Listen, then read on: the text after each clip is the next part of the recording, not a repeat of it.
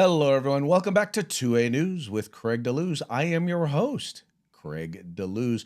We're here to talk Second Amendment. We're here to talk guns. We're here to talk about firearms, firearms policy, firearms and politics, culture, media, you name it. We're going to talk about all things gun, all of the gun time. Thank you so much for tuning in.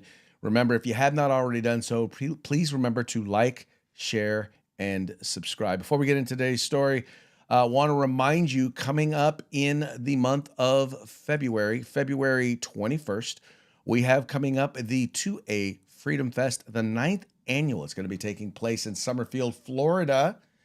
You're going to have gun rights activists from all over the country are going to come in, and they're going to talk about advocating for the Second Amendment. You're going to have folks from media. You're going to have folks from politics. You're going to have folks from who are actually in the industry, who are like FFLs, trainers, whatnot. Folks from across the board are going to be there. There's going to be vendors. There's going to be fun, tons of good stuff.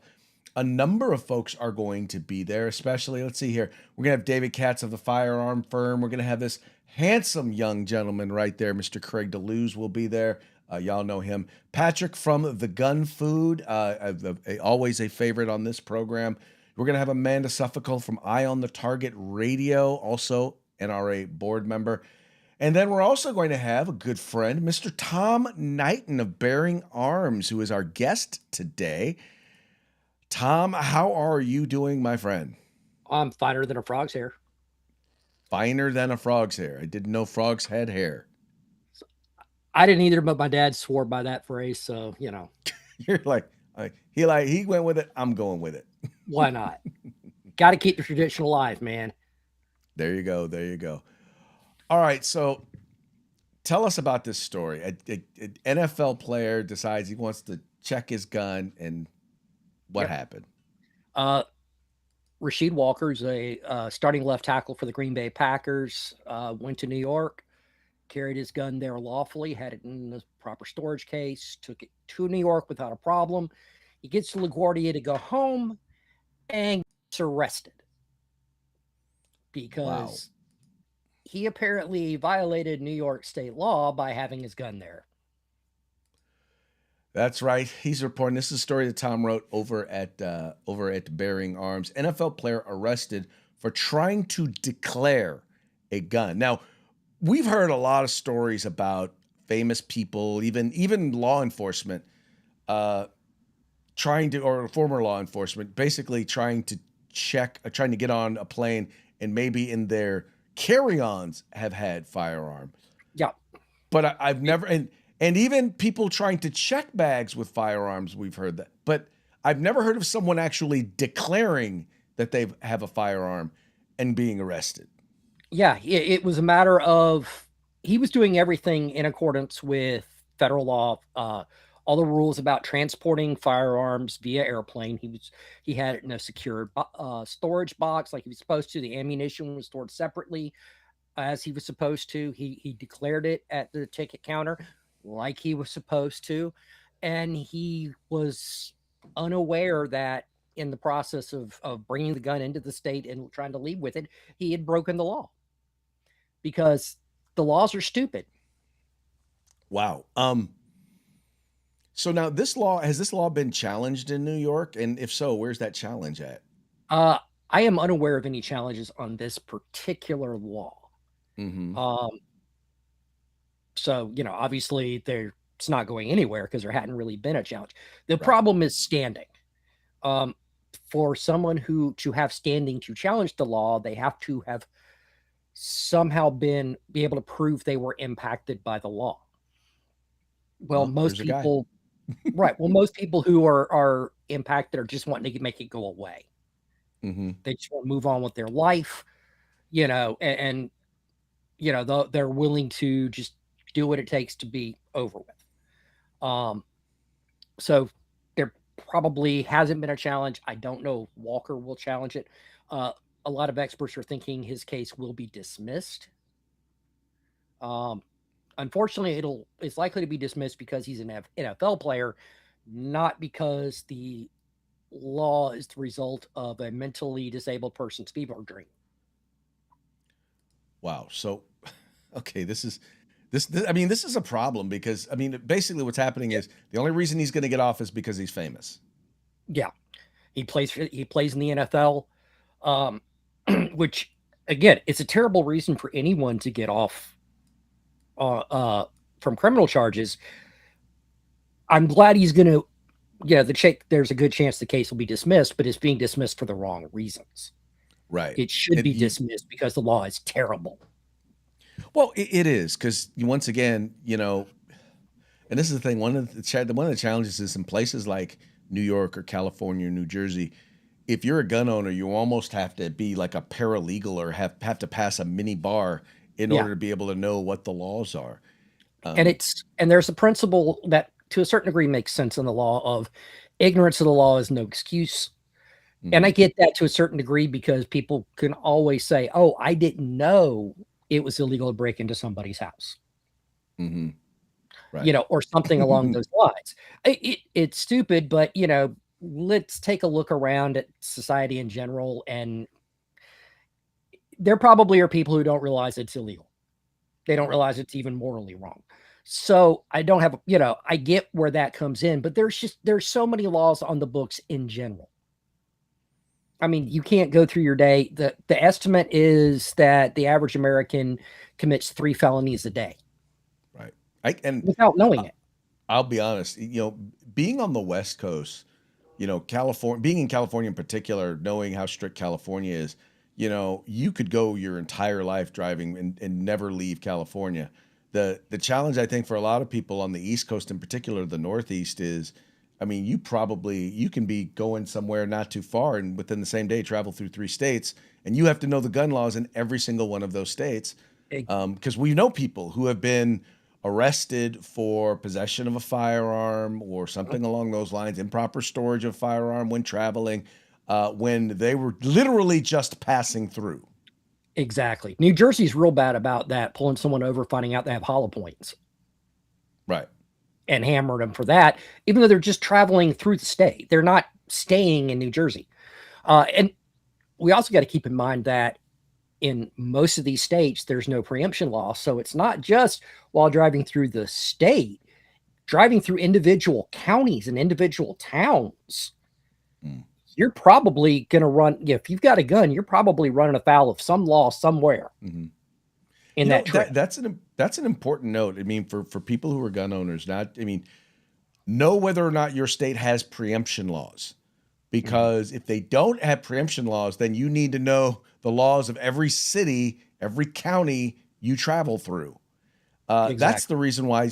By the way, the reason why states pass those, because it now you're just creating a bunch. You're creating a lot of problems for people, and you make it such that, well, why would I even bother carrying a firearm if I know that I'm going to get busted? Like here in California, in San Francisco, hollow points are illegal because we don't have preemption laws. Right. So what do you do if you're in San Francisco and you're carrying? You're going to swap out your ammunition. Exactly. And you say that, a lot of people are going to probably, wonder if there's even a point in carrying. That's why I think the anti-gunners have an issue with preemption. They claim it's about local control, but the fact of the matter is that's not what they want. If it No. was, they wouldn't care if a local government decided they needed fewer gun laws. That's never acceptable in their book, ever. Right. Their issue with preemption is it cannot create as much, it prevents them from creating as much difficulty in the lawful carry of firearms as humanly possible. The idea is that if you can dissuade people from exercising a right, it's just as good as banning the right outright. Well, there you go. You just hit the nail right on the head. They can dissuade you from exercising that right, and that's their goal. Because they once again they don't want you to feel safe. They want to feel safe, and they Exactly. only feel safe if only the criminals have guns, which doesn't make any sense to me. Oh, they're okay with them having guns too. That's what I said. They're only okay. They're only comfortable if the criminals have No, I mean, guns. the anti-gunners themselves who may not be criminals, they're fine with having guns also. But criminals Right. having them, that's fine. anti-gunners having them, that's fine. Folks like you and me, we're a problem because we actually, like guns. Well, I always thought it was interesting how they seem to think that, for example, wanting to carry a firearm means you're looking for a fight. And I'm like, if you've ever taken a concealed carry class, the last thing that you're looking to do, the last thing you're trained to do, is to look for a fight. In fact, you're often taught the best way to win a gunfight is to not get in one. Yeah. When I'm carrying, I am 20 times nicer I am, yeah. than when I'm not, just because Mm-hmm. I'm concerned about possibly antagonizing someone who decides they want to scrap. And Brandon Herrera had a video came out yesterday where he talks about, in the fight, my gun becomes everybody's gun. A fight becomes a life or death situation because if I get knocked out, I'm unconscious and the other guy can get my gun. So even a physical altercation is bad news. So I do everything I can to avoid even an argument.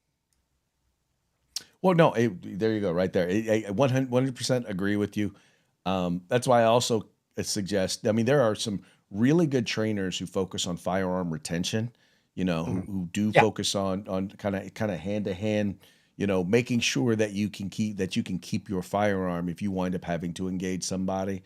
I think that those classes are as good as anything else that you can take when it comes to training. If you've already done some really good handgun classes and and whatever, make sure you're also taking those hand to hand combat classes. One of Absolutely. the And best guys I know de-escalation. is Todd Fossey. Mhm. Does a phenomenal job with that. Yeah, that's absolutely important. Unfortunately, if you get knocked out, you can't retain anything. Well, So it's no, still, yeah, even, I hear even you. if I hear you. even if you're an expert at that, it's still best to just, hey, my bad. Avoid it. Yeah. Hey, you accidentally bump into someone or they bump into you and they want to start some. Hey man, I'm sorry. I didn't see you there. I apologize. It's not worth it, man. That's that's My that's why pride. they say an armed society is a polite society. Yeah. Even if it's, some people would be like, man, why are you letting him push you around? Because that bump wasn't worth me taking his life. Right. And any altercation can devolve to that point when Well, you're armed. well, as we've seen, as we saw happen, it happened in Minnesota. Unfortunately. Once again, and I will continue to say that that the president and some of his folks who have said, yeah, you shouldn't, you can't bring a firearm to a no, you can, you Yeah. legally have a right to, but as soon as you start to engage physically, you are putting yourself in a dangerous situation. It's Period. Yeah. always best to avoid engaging physically, and that's what dude did. And Yeah. I'm not saying he deserved to get shot or die, but I am saying that he put himself there. Yeah. Resisting law enforcement is Hmm. never a winning strategy. No. It never works out well for anybody. You're better off cooperating and dealing with it in the courts. Yes. Yes. No. Anyway, anyway. But Yeah. in this particular case, I'm really hoping that because it already seems like Alan Gottlieb and the folks at the Second Amendment Foundation and the Citizens' Right to Keep and Bear Arms, it sounds like they're already on it. I'm really hoping that they reach out to him and encourage him and get him to carry on the fight on this. I have a feeling the NFL is going to try and encourage him to not. Yeah. Um, Either way, because here's the thing: even if I were him, even if they dismissed the charges, I would file a civil lawsuit Yeah. and go. I would go that way because basically he's all in the news now. He's accused of a crime. Yada yada yada. I mean, I would find a way to move this thing forward and get this law in order to get this law challenged. Right. And it's in his best interest to get the criminal charges tossed if at all possible because if I remember right, he's only like a second year player, so he's not sitting on a fat nest egg where, No. he can live the rest of his life comfortably Hmm. unless he's been extraordinarily wise in his financial decisions, which most second year NFL players aren't. No, that's Um, true. So he's the last thing he needs to do is get a criminal charge that pulls him out of the league for even a couple of years, because then his shelf life is over. Yes. Well, But and a civil case is a mhm, completely different animal, and that, while the NFL may not like it, the fact was he was arrested while exercising his constitutional right to keep and bear arms, and mhm, clearly trying to follow federal law in transporting a firearm on an airplane. right. Trying to comply with the law. Right. This is, Um, and theoretically, he could have just not said anything, because we know guns get trafficked from out of state to places like Puerto Rico, Hawaii, Guam, maybe not Guam, but like the Virgin Islands, various U.S. territories, and the state of Hawaii, where you can't drive across state lines. The most likely cause for those guns being trafficked is through the airlines, which means they're not checking everything. He could have mhm. probably flown home without anyone ever knowing, but he did the right thing Oh yeah. and said, By the way, "I'm folks, transporting a firearm." let's be clear. He flew there Yep, with the gun. lawfully, lawfully. He He lawfully did. He flew did the there exact with the same gun. steps. He did the exact same steps getting on the plane to New York.